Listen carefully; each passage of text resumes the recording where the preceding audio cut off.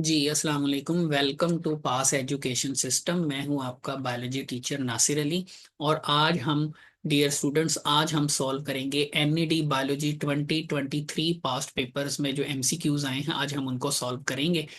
Last lecture में हमने 2022 के एमसीक्यू सॉल्व किए थे। चले जी बेटा, टाइम जाया किए बगैर स्टार्ट करते हैं। फर्स्ट एमसीक्यूज है, which of the following is not a function of lymph node. इनमें से कौन सा फंक्शन लिम्फ नोड का नहीं है? तो इसके लिए हमें पहले समझना पड़ेगा कि ये लिम्फ नोड जो है ये क्या चीज है। देखिए स्टूडेंट्स, हमारी बॉडी के अंदर वैसे तो बहुत सारे सिस्टम्स मौजूद हैं, और उनमें से एक सिस्टम जो हमारी बॉडी के अंदर पाया जाता है उसको हम कहते हैं लिम्फेटिक सिस्टम। तो लिम्फ नोड जो है बेसिकली ये लिम्फेटिक सिस्टम का एक पार्ट है। अच्छा, लिम्फेटिक सिस्टम का ये पार्ट है। अगर मैं इस सिस्टम के कंपोनेंट्स की बात करूं तो इसमें सबसे जो स्मॉलेस्ट कंपोनेंट है वो है कैपिलरीज। इनको हम कहते हैं लिम्फ कैपिलरीज। अच्छा, ये ब्लड वाली कैपिलरीज नहीं है, लिम्फ कैपिलरीज जो आपने मैट्रिक में पढ़ी होंगी, ब्लड कैपिलरीज, ये लिम्फ कैपिलरीज हैं। अच्छा, ये जो कैपिलरीज हैं ये मिलकर जो हैं ये बनाती हैं लिम्फ वेसल्स। और ये जो लिम्फ वेसल्स होती हैं, इन्हीं वेसल्स के रास्ते में लेट से अगर ये मेरे पास ये लिम्फ कैपिलरी है, ये मेरे पास लिम्फ कैपिलरी, अब ये दो लिम्फ कैपिलरीज मिलकर जो है ये क्या बना रही हैं, ये बना रही हैं एक लिम्फ वेसल। अब ये जो लिम्फ वेसल होती है ना, इनके रास्ते में कुछ गोल किस्म के ग्लोबुलर शेप के स्ट्रक्चर्स पाए जाते हैं। इनको बेटा जी हम इनको स्टूडेंट्स हम कहते हैं लिम्फ नोड्स। Lymph nodes. और ये जो लिम्फ नोड्स हैं, इनका काम जो है, इनके अंदर पाए जाते हैं white blood cells. White blood cell, अब वाइट ब्लड सेल्स जो हैं ये एंटीबॉडीज भी बनाते हैं। ठीक है, वाइट ब्लड सेल की प्रोडक्शन भी यहाँ पर होती है।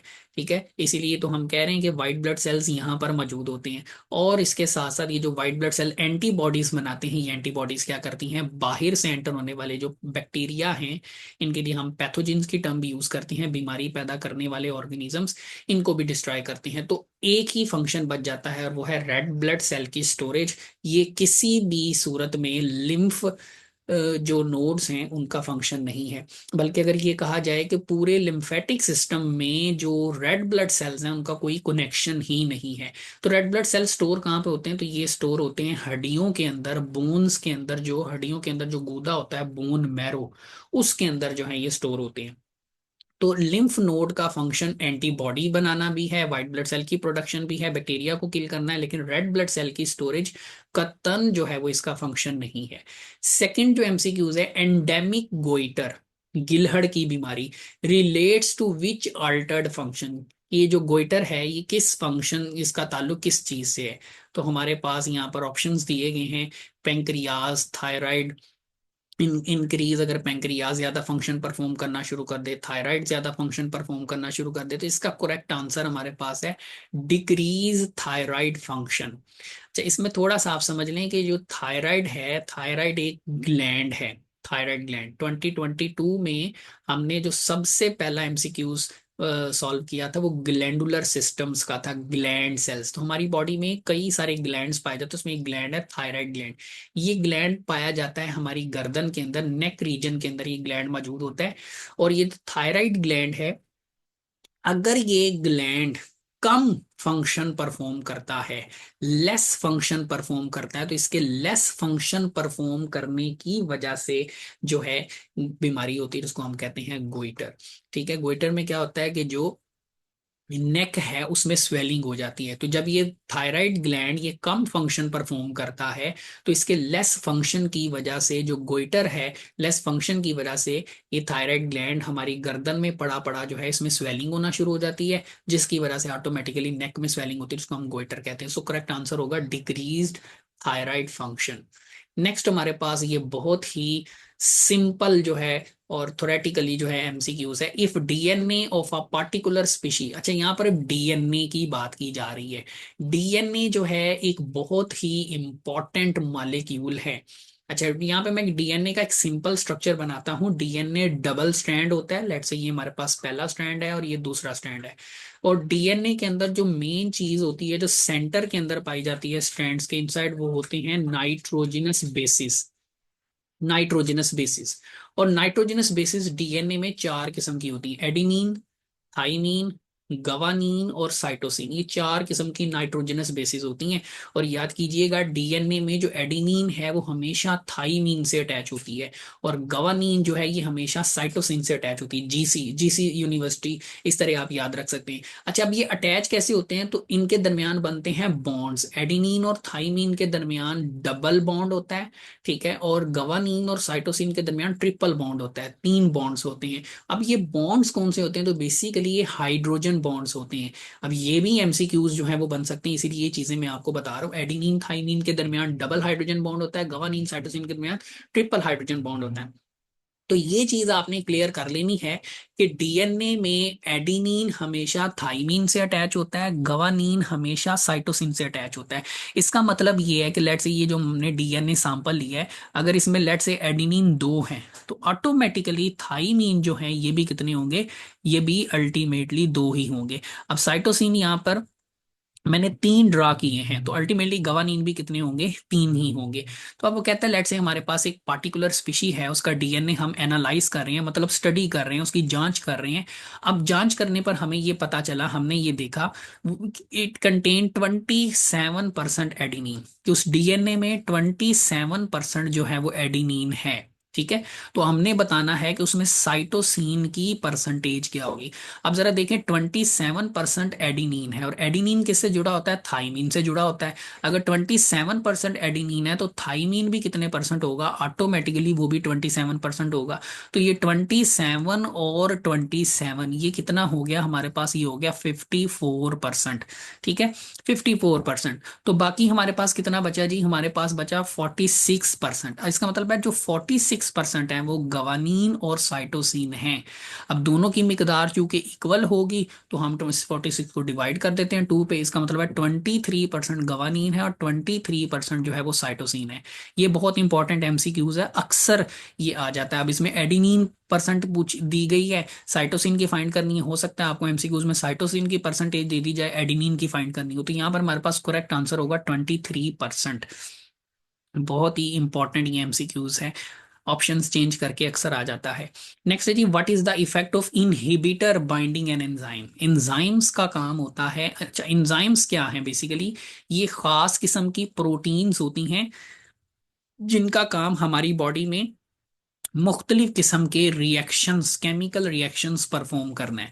तो अगर एंजाइम्स के साथ इनहिबिटर आकर बाइंड हो जाए तो उसका क्या इफेक्ट होगा। देखिए इनहिबिटर, इनहिबिट करना, रोकना, तो अल्टीमेटली जब एंजाइम के साथ आकर इनहिबिटर बाइंड होगा तो वो एंजाइम इनएक्टिव हो जाएगा, वो रुक जाएगा, उसका वो जो केमिकल रिएक्शन वो करवाता है वो नहीं कर पाएगा, तो केमिकल रिएक्शन स्टॉप हो जाएगा। तो सी हमारे पास करेक्ट ऑप्शन होगा।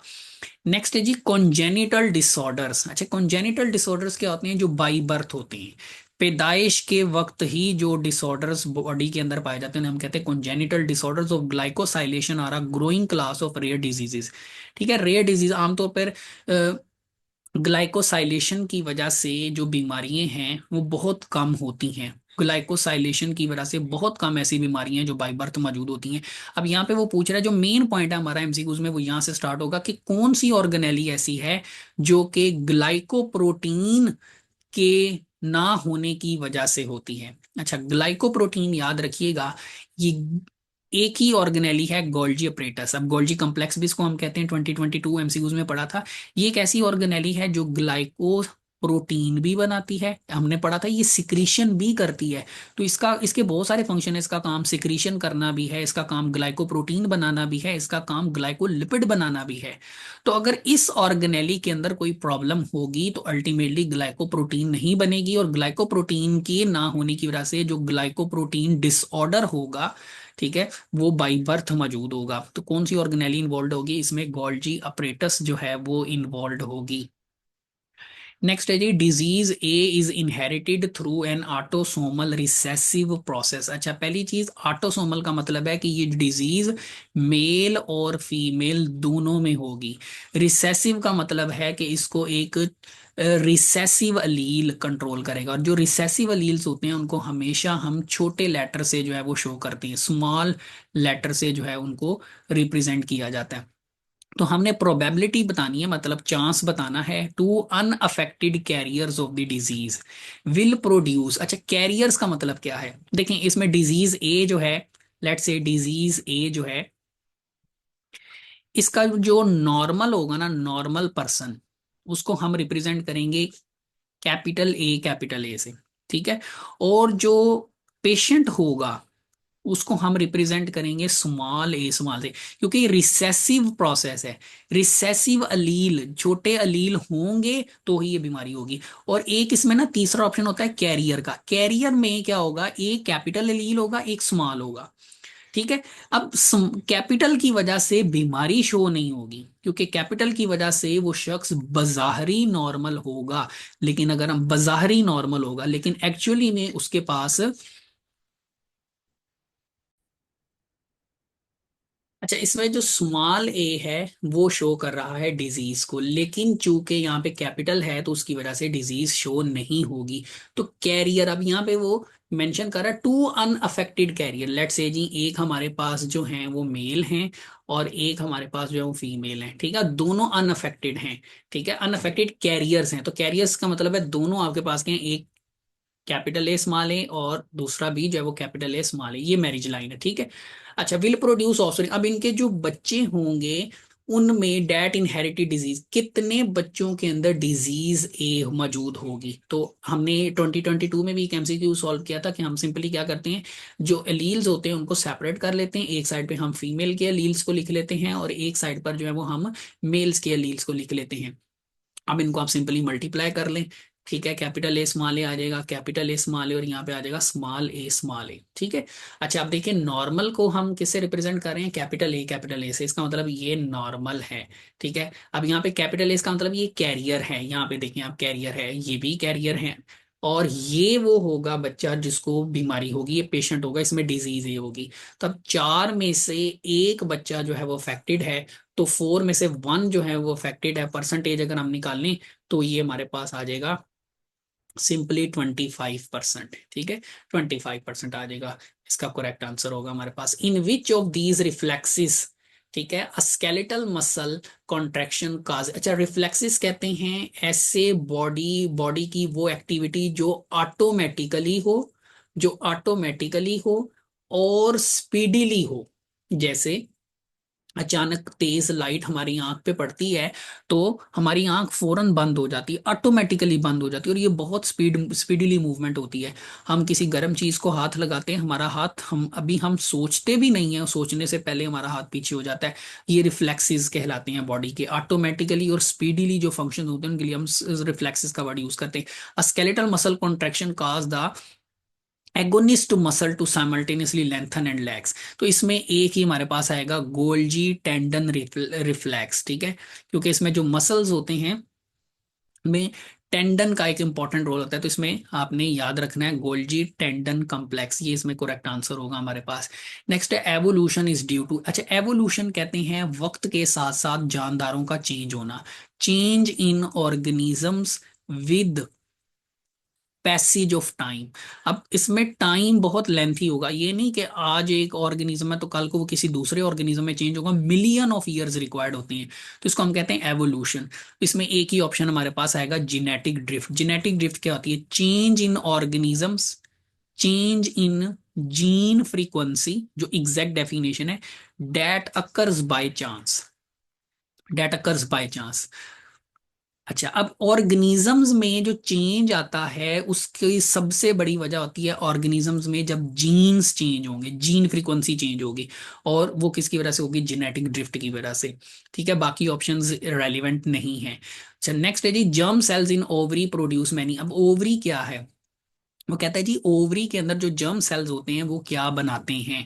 तो ओवरी, पहले याद रखिएगा कि ओवरी जो है ये बेसिकली एक फीमेल रिप्रोडक्टिव ऑर्गन है, ठीक है, फीमेल में रिप्रोडक्शन में ये हेल्प करती है। तो लेट्स से जी, ये हमारे पास अगर ओवरी है, ये बैलून शेप होती हैं, तो ओवरी की दीवारों में यहाँ पर होते हैं, ओवरी की दीवारों में जो सेल्स होते हैं इनको कहते हैं जर्म सेल्स।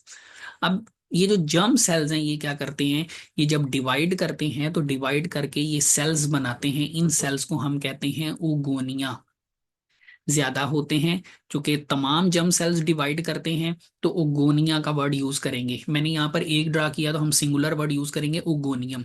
ओगोनियम से जो आगे सेल बनता है उसको कहते हैं प्राइमरी ओसाइट। Primary oocyte. तो बेसिकली अब यहाँ पर ओगोनिया का ऑप्शन तो मौजूद नहीं है, लेकिन ओगोनिया के बाद जो नेक्स्ट चीज है वो है ओसाइट। तो यहाँ पे प्राइमरी ओसाइट जो है ये हमारे पास करेक्ट आंसर होगा, क्योंकि प्राइमरी से आगे फिर सेकेंडरी ओसाइट बनते हैं, तो प्राइमरी ओसाइट यहाँ पे करेक्ट आंसर होगा।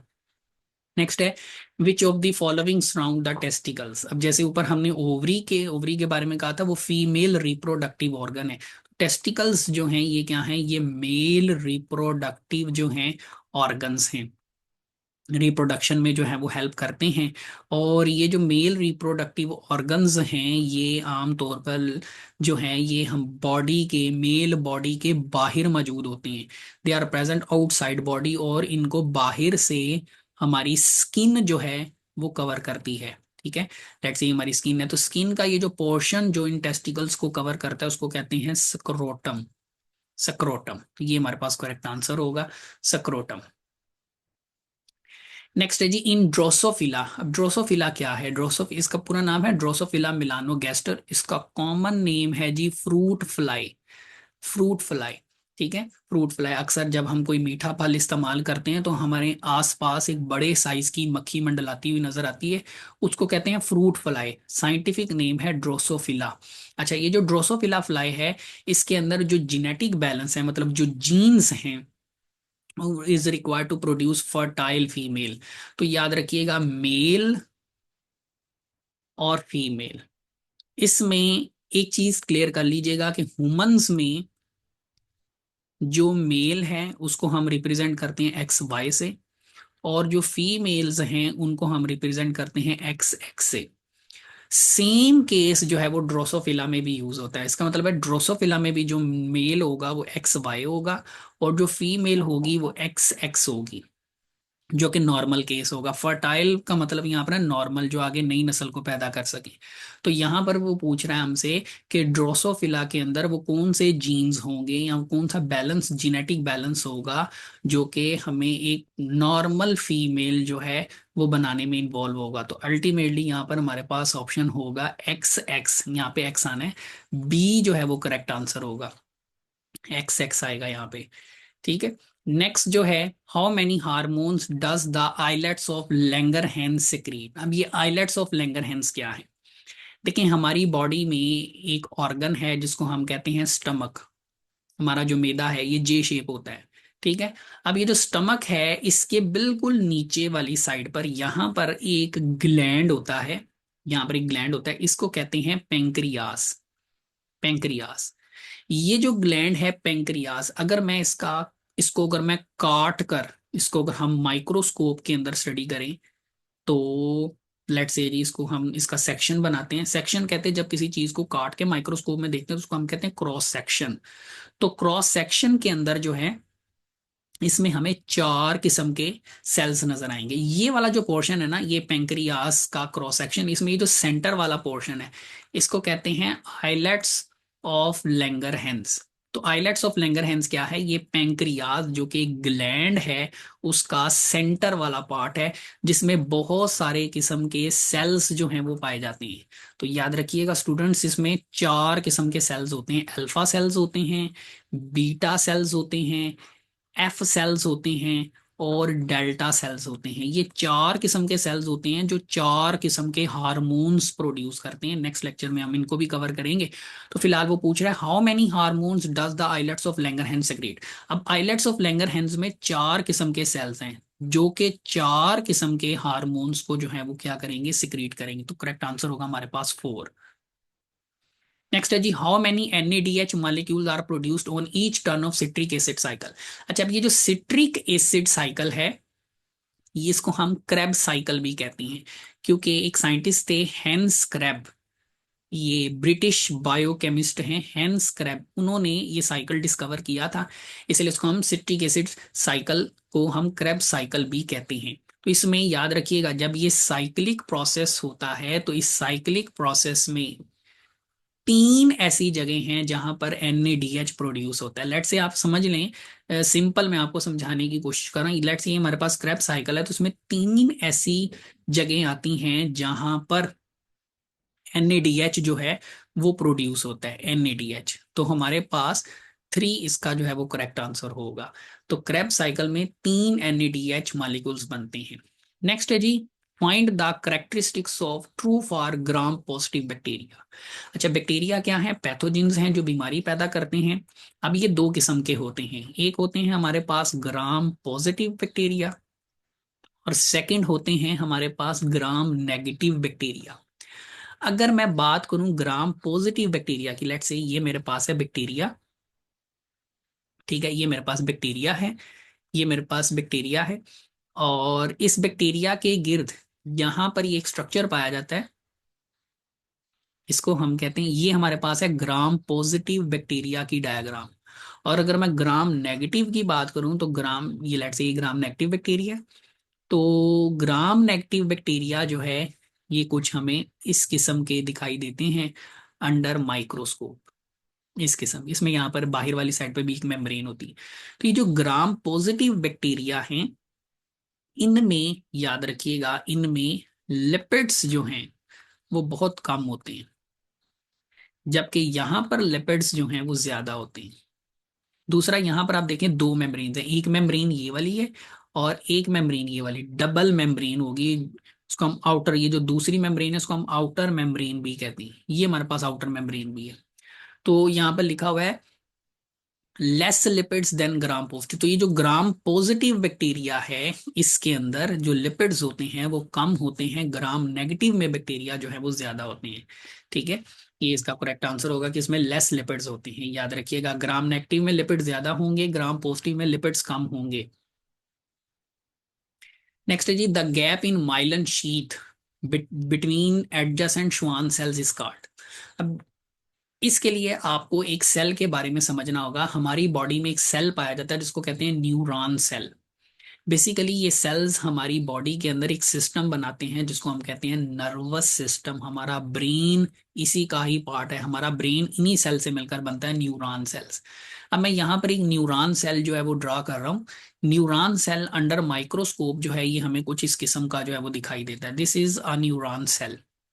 अच्छा, न्यूरॉन सेल जो है इसके न तीन कंपोनेंट्स होते हैं, देयर आर थ्री कंपोनेंट्स। इसमें ये जो सेंटर वाला कंपोनेंट है इसको हम कहते हैं सेल बॉडी, ये मेन पार्ट है।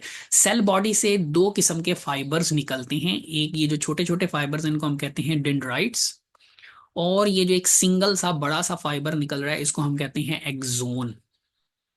ये जो फाइबर है सिंगल फाइबर एक्सोन, इसके गिर्द यहाँ पर सेल्स पाए जाते हैं जो इसकी बेसिकली प्रोटेक्शन करते हैं। ये जो सेल्स हैं इनको हम कहते हैं Schwann cells. These are known as Schwann cells, Schwann cell. और ये श्वान सेल्स क्या करते हैं, ये एक्सोन के गिर्द यहाँ पर लिपिड की एक लेयर बनाते हैं, इस लेयर को कहते हैं Mylan sheath. Mylan sheet, sheet mean layer. ठीक है, तो गैप इन, अच्छा अब यहाँ पे आप गौर करें तो ये जो श्वान सेल्स हैं इनके दरमियान यहाँ पर आप देखें गैप है, यहाँ भी गैप है, यहाँ भी गैप है। तो कहता है श्वान एडजेसेंट, एडजेसेंट का मतलब होता है साथ साथ वाले श्वान सेल। तो ये जो साथ साथ वाले नेबरिंग श्वान सेल्स जो होते हैं इनके दरमियान जो गैप होता है उस गैप को हम कहते हैं node of Ranvier. This gap is known as node of Ranvier. तो नोड ऑफ रेनवियर यहाँ पे करेक्ट आंसर होगा। स्ट्रोमा इररेलेवेंट है, ये क्लोरोप्लास्ट जो ऑर्गेनेली है जो हमने 2022 में ड्रा की थी, पास पेपर में ड्रा की थी, उसका पार्ट है, इसका इससे तो कोई ताल्लुक नहीं है। सोमा जो है ये बॉडी को कहते हैं, सेल बॉडी के लिए टर्म यूज कर सकते हैं। डेंड्राइट, ये तो कंपोनेंट्स हैं, ये पार्ट्स हैं, तो करेक्ट आंसर होगा नोड ऑफ रेनवियर। नेक्स्ट है जी, the main unit of thick filament. अब ये थिक फिलामेंट से क्या मुराद है, यहाँ पे हमारी बॉडी में जो मसल्स पाए जाते हैं वो मसल्स जो हमारी बॉडी में स्केलेटन से जुड़े होते हैं, हड्डियों से जुड़े होते हैं, हम कहते हैं स्केलेटल मसल्स। अब जो स्केलेटल मसल है, आप कोई भी स्केलेटल मसल ले ले बॉडी का, वो मसल जो स्केलेटन से जुड़ा होता है, कोई भी मसल ले लें, ये मसल्स बने होते हैं मसल बंडल से। ठीक है, मसल बंडल से। जो मसल बंडल्स होते हैं ये आगे बने होते हैं मसल सेल्स से। मसल सेल्स जो होते हैं ये आगे बने होते हैं मायोफिब्रिल से, और मायोफिब्रिल्स जो हैं ये आगे बने होते हैं मायोफिलामेंट से। ये स्केलेटल मसल की कंपोजिशन है। एक स्केलेटल मसल बना होता है बहुत सारे बंडल से, बंडल्स आगे बने होते हैं सेल से, सेल आगे बने होते हैं फाइब्रिल से, फाइब्रिल मायोफिलामेंट दो किस्म के होते हैं, एक होता है थिक फिलामेंट और एक होता है थिन फिलामेंट। ठीक है। अब ये जो थिक फिलामेंट है ये बना होता है मायोसिन प्रोटीन से, और जो थिन फिलामेंट है इसमें वैसे तो तीन प्रोटीन्स होती हैं, एक्टिन होती है, ट्रोपोमायोसिन होती है और ट्रोपोनिन होती है। ये तीन प्रोटीन्स होती हैं, लेकिन जो मेन प्रोटीन है वो इसमें होती है एक्टिन प्रोटीन। तो थिक फिलामेंट का जो मेन यूनिट है जिससे वो बना होता है डेट इज मायोसिन। मायोसिन इसमें हमारा करेक्ट आंसर होगा। नेक्स्ट है जी, many viruses enter host cell. अच्छा, होस्ट सेल क्या होता है? वो सेल जिस पर वायरस अटैक करता है उसको हम कहते हैं होस्ट सेल। थ्रू, अब वो वायरस सेल पर अटैक कैसे करता है? थ्रू का मतलब होता है के जरिए। किसके जरिए अटैक करता है? रिसेप्टर मीडिएटेड एंडोसाइटोसिस के जरिए। मतलब कि लेट से ये सेल है, एक चीज याद रखिएगा, हर सेल, ये सेल है, ये सेल की मेम्ब्रेन, हर सेल की मेम्ब्रेन के ऊपर पाए जाते हैं रिसेप्टर्स। लेट से ये मैं रिसेप्टर बना रहा हूं हर, और याद रखिएगा हर सेल के ऊपर रिसेप्टर्स डिफरेंट होती हैं। ठीक है। तो अब होगा क्या कि लेट से एक वायरस है, वो वायरस आकर इस रिसेप्टर के साथ बाइंड करेगा। लेट से ये वायरस है, ये इस रिसेप्टर के साथ बाइंड करेगा, बाइंड करके ये एंटर होगा सेल के अंदर। एंडोसाइटोसिस हमने पढ़ा था, एंडोमीन इनसाइड, साइटोमीन सेल। सेल के अंदर अगर कोई चीज एंटर होती है रिसेप्टर की मदद, मीडिएटेड का मतलब होता है की मदद से। ठीक है, की मदद से। तो बहुत सारे वायरसेस हैं जो सेल के अंदर एंटर हो रहे होते हैं, किसके जरिए? रिसेप्टर की मदद से एंटर हो रहे होते हैं। तो कहता है इस एंट्री का फायदा क्या होता है, मतलब रिसेप्टर के जरिए एंटर होने का फायदा ये होता है कि जो वायरस होता है वो सिर्फ अपने टारगेट सेल पर ही अटैक कर सकता है। अब टारगेट सेल का मतलब क्या है? देखें, वायरस बॉडी में जब दाखिल होता है तो वो हर सेल पर अटैक नहीं करता, उसका एक स्पेसिफिक सेल होता है जिस पर उसने अटैक करना होता है। तो वो सेल जिस पर वायरस ने अटैक करना होता है उसको हम कहते हैं उसका टारगेट सेल। और टारगेट सेल के ऊपर ही रिसेप्टर पाए जाते हैं। जैसे मैं एक एग्जांपल देता हूँ, एक बीमारी है एड्स, बहुत खतरनाक बीमारी है। ये वायरस इंसान में होती है एक वायरस की वजह से, HIV वायरस की वजह से। ये वायरस जब हमारी बॉडी में दाखिल होता है तो ये सिर्फ एक ही सेल है जिस पर अटैक कर सकता है, उस सेल का नाम है टी हेल्पर लिम्फोसाइट सेल। ये बॉडी के अंदर इम्यूनिटी पैदा करते हैं। उसकी वजह क्या है कि इस ये जो वायरस है और ये जो सेल है, इस सेल के हमारी बॉडी में ये वाहिद सेल है जिसके ऊपर ऐसे रिसेप्टर्स मौजूद है जिससे ये वायरस अटैक हो सकता है। तो इसका मतलब है कि इस वायरस का जो टारगेट सेल है वो हमारी बॉडी में सिर्फ यही सेल है। इसके अलावा किसी सेल के ऊपर रिसेप्टर मौजूद नहीं है जिसके साथ ये वायरस अटैच हो सके। तो इसका फायदा ये होता है कि वायरस सिर्फ अपने टारगेट सेल पर ही अटैक कर सकता है, हर सेल पर अटैक नहीं कर सकता। नेक्स्ट है जी, मेडुला पूंस एंड सेरिबेलम। ये किस ब्रेन का, ब्रेन के किस हिस्से में पाए जाते हैं? देखिए, अगर मैं यहाँ पर ब्रेन की एक सिंपल सी अगर मैं डायग्राम ड्रा करता हूँ तो ब्रेन में ये जो ऊपर वाला पोर्शन होता है, ये जो ऊपर वाला पोर्शन मैं बना रहा हूँ इसको कहते हैं थैलमस। फिर इसके ऊपर यहाँ पर एक बलदार हिस्सा होता है, इसको हम कहते हैं सेरिब्रम। ये ब्रेन का सबसे बड़ा पार्ट है सेरिब्रम। ठीक है, और यहाँ पे एक छोटा सा पोर्शन होता है हाइपोथैलेमस। ये मैंने बनाया फोर ब्रेन। इसके बिल्कुल नीचे यहाँ पर होता है मिड ब्रेन। ये छोटा सा जो पोर्शन है ये है मिड ब्रेन। मिड ब्रेन के बिल्कुल नीचे यहाँ पर ये स्ट्रक्चर है, इसको कहते हैं पोन्स। यहाँ पर बैक साइड पे एक स्ट्रक्चर होता है, इसको कहते हैं सेरिबेलम। ये सेकंड लार्जेस्ट ब्रेन पार्ट है। और इसके नीचे ये पोर्शन आ जाता है, इसको कहते हैं मेडुला ओब्लंगेटा। तो सेरिबेलम, पोन्स, मेडुला ओब्लंगेटा, ये जो पोर्शन है ये हाइंड ब्रेन है। अच्छा, ये जो ऊपर वाला ब्रेन के जो ऊपर वाला पोर्शन इसको कहते हैं फोर ब्रेन, ऊपर वाला हिस्सा। दरमियान में जो आ रहा है उसको हम कह रहे हैं मिड ब्रेन, उसको हम कह रहे हैं मिड ब्रेन। और ये जो नीचे वाला हिस्सा है इसको हम कहते हैं हाइंड ब्रेन, नीचे वाला हिस्सा हाइंड ब्रेन। तो इसमें सेरिबेलम, पूंछ, मेडुला ऑब्लंगेटा आ जाता है, तो करेक्ट आंसर होगा हमारे पास हाइंड ब्रेन। नेक्स्ट हमारे पास है air enters the nasal cavity through nostrils. ठीक है, नथने जो हमारे नाक के अंदर मौजूद होते हैं, अगर मैं यहाँ पे डायग्राम ड्रा करूं, ठीक है, ये लेट्स से ये हमारा नोज है, तो हमारे नोज के अंदर एक कैविटी होती है, नाक के अंदर कैविटी होती है, इसको कहते हैं नेजल कैविटी। ठीक है, तो नेजल कैविटी में एयर बाहर से एंटर होती है, यहाँ पे होते हैं हमारी नोज के अंदर ओपनिंग्स जिनको हम कहते हैं नोस्ट्रिल्स। तो यहाँ से नोस्ट्रिल्स के जरिए एयर एंटर होगी नेजल कैविटी में, करेक्ट आंसर होगा नोस्ट्रिल्स। नेक्स्ट है जी डार्वन। डार्वन, अच्छा डार्वन के बारे में याद रखिए, इसको फादर ऑफ एवोल्यूशन भी कहते हैं, फादर ऑफ एवोल्यूशन।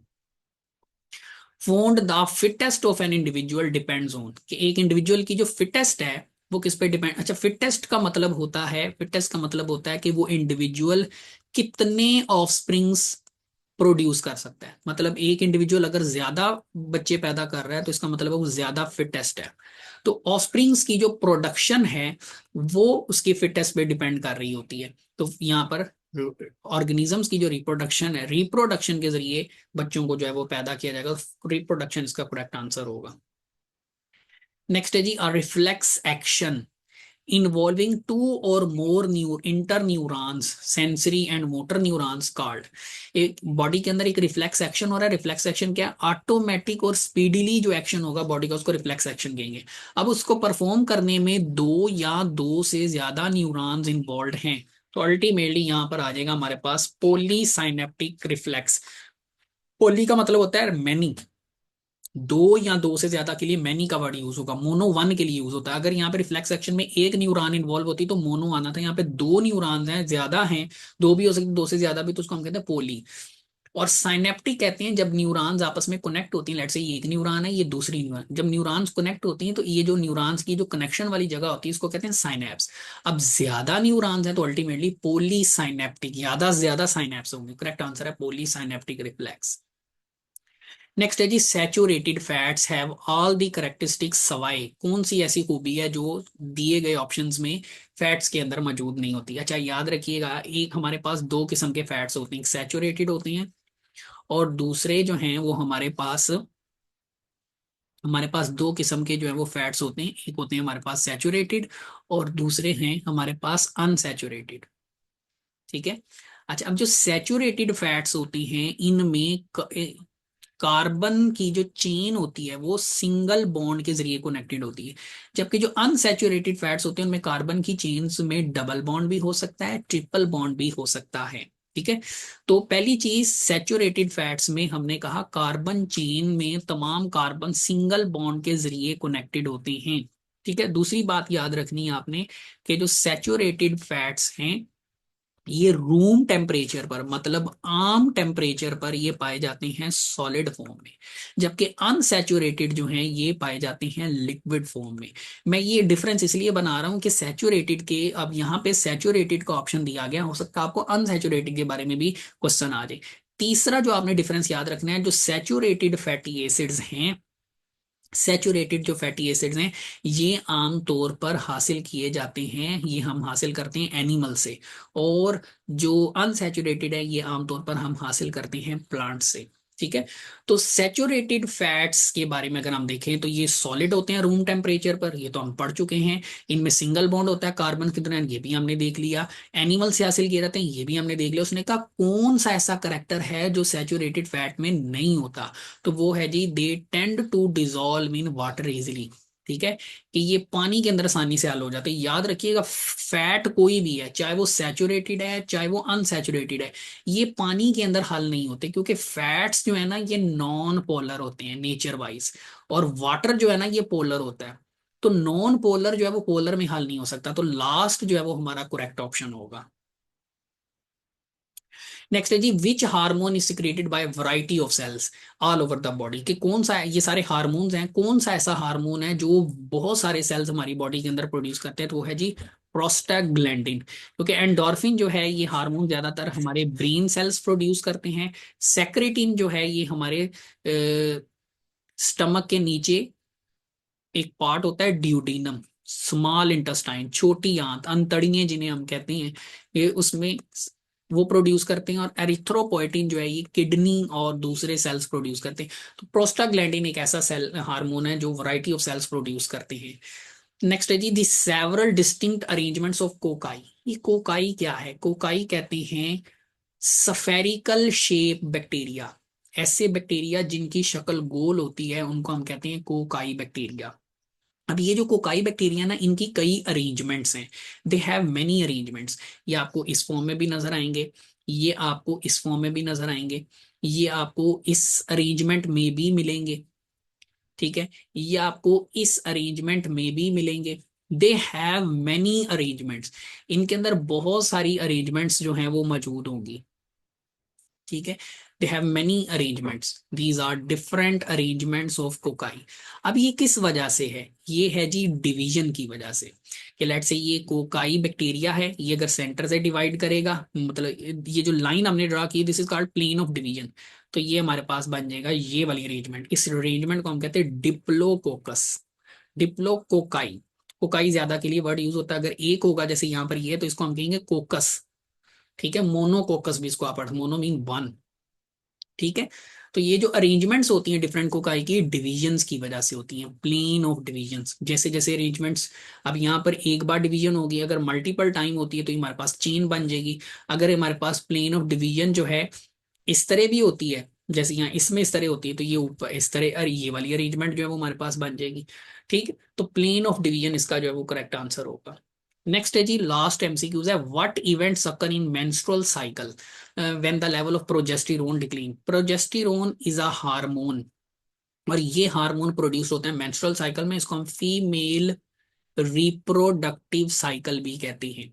और मेडिकल साइंस में ये जो साइकिल होता है, ये एक फीमेल में तकरीबन 28 डेज पर मुश्तमिल होता है। तो ये जो मेंस्ट्रुअल साइकिल है, इसकी 4 फेजेस होती हैं, there are 4 phases. Follicle phase, follicle phase, F phase भी पढ़ते हैं, ओवुलेशन फेज, लूटियल फेज, और लास्ट में आ जाती है जी हमारे पास मेंस्ट्रुएशन फेज। फोलिकल फेज जो है, इसमें जो हार्म, इस पूरे साइकिल में मुख्तलिफ हार्मोन सिक्रीट होते हैं। जो फोलिकल फेज है, इसमें 2 हार्मोन होते हैं, फोलिकल स्टिमुलेटिंग हार्मोन एफएसएच, और एस्ट्रोजन हार्मोन। ये 2 हार्मोन हैं जो इन्वॉल्व होते हैं। ओवुलेशन फेज में एक ही हार्मोन होता है, लुटेनाइजिंग हार्मोन। लुटियल फेज जो है, इसमें प्रोजेस्टिरोन होता है, लेकिन वो प्रोजेस्टिरोन जो होगा उसकी प्रोडक्शन क्या हो रही होगी, ज्यादा हो रही होगी। और मेंस्ट्रुएशन फेज कब आती है, जब प्रोजेस्टिरोन, इस हार्मोन की जो प्रोडक्शन है वो कम होती है। तो हमसे वो ये पूछ रहा है कि मेंस्ट्रुअल साइकिल में किस इवेंट के अंदर प्रोजेस्टिरोन का लेवल जो है वो कम होता है, तो वो हमारे पास है एम फेज। हमने पढ़ा मेंस्ट्रुअल साइकिल के 4 फेजेस हैं, 4 इवेंट्स आप कह सकते हैं। तो एम फेज, मेंस्ट्रुएशन फेज जो है, ये वो फेज है जब जो प्रोजेस्टिरोन की जो प्रोडक्शन है वो क्या हो जाती है, कम हो जाती है। फर्टिलाइजेशन का इससे कोई ताल्लुक नहीं है। ओवुलेशन फेज में हमने देखा लुटेनाइजिंग हार्मोन होता है। और मेनोपास, ये टर्म हम तब यूज करते हैं जब फीमेल में ये साइकिल जो है वो हमेशा के लिए बंद हो जाता है, बिल्कुल बंद हो जाता है। और मेडिकल साइंस में इसके लिए जो एज मेंशन की गई है वो 40 एज है। नॉर्मली एक फीमेल में आफ्टर 40 एज ये साइकिल बंद हो जाता है बॉडी के अंदर, उस कंडीशन को कहते हैं मेनोपास। तो करेक्ट आंसर यहाँ पर हमारे पास होगा, that is menstruation. So that is all about today.